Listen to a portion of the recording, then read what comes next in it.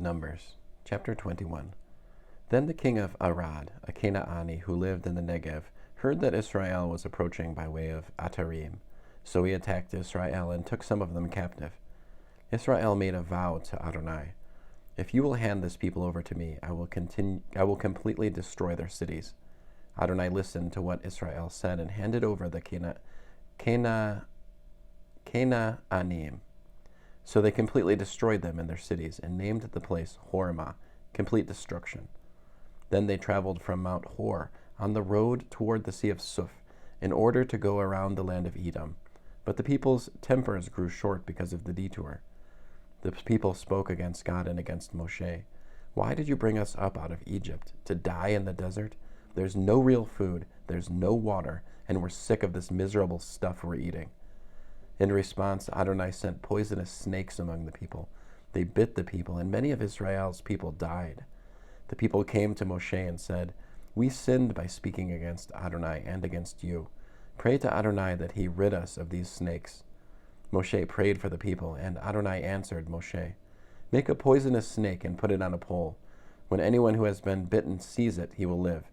Moshe made a bronze snake and put it on the pole. If a snake had bitten someone, then when he looked toward the bronze snake, he stayed alive. The people of Israel traveled on and camped at Ovot.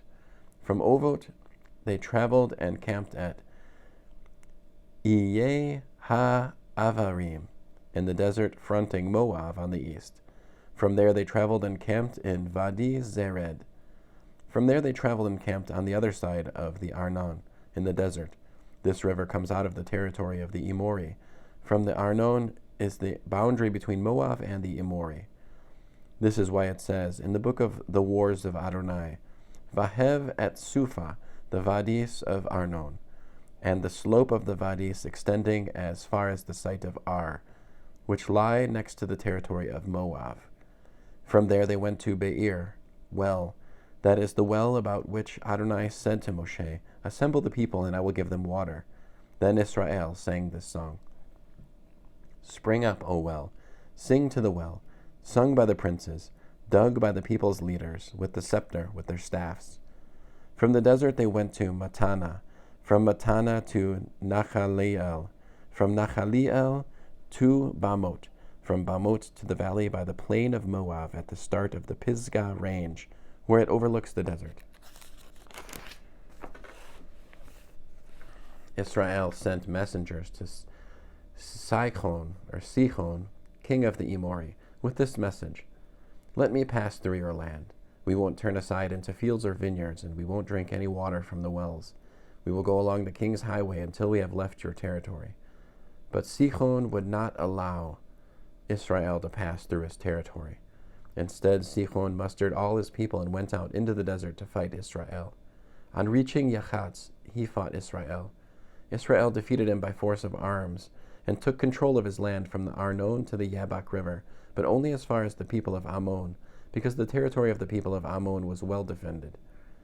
Israel took all these cities. Israel lived in all the cities of the Emori, in Heshbon, and all its surrounding towns.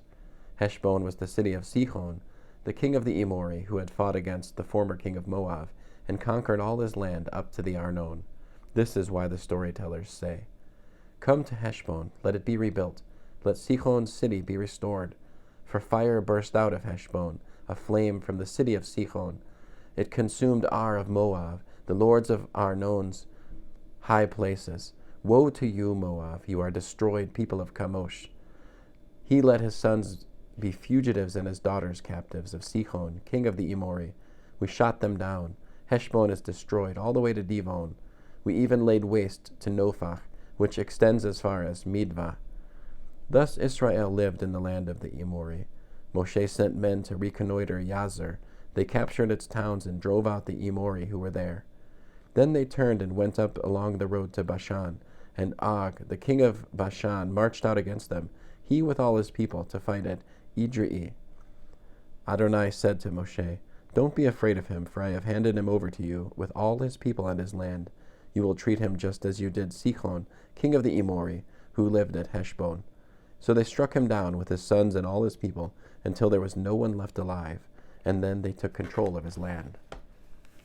End of Numbers chapter 21.